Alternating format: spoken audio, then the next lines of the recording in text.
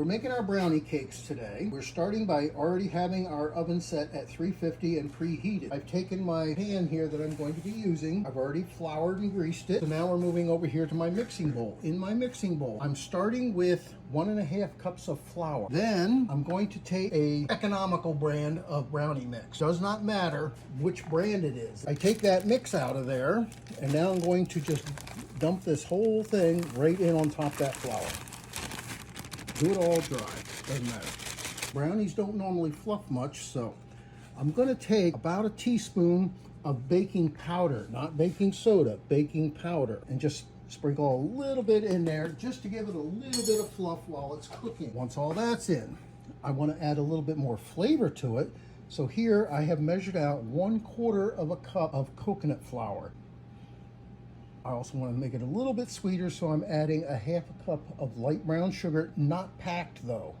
Do not pack it. That's all my dry ingredients. Now I'm going to add my liquids to it. So I'll be adding 3 eggs. What I need now is 1/8 cup of water, which I pre-measured out here. 1/2 cup of vegetable oil. The other thing my family likes is we like to put almonds in ours, so I chopped up some whole almonds.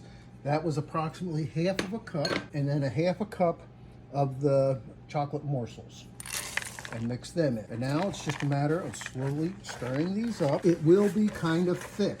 It's not going to be watery like a regular cake. If it's too thick to where it's more like a paste, you can add 1 or 2 tablespoons of water to thin it as you're working.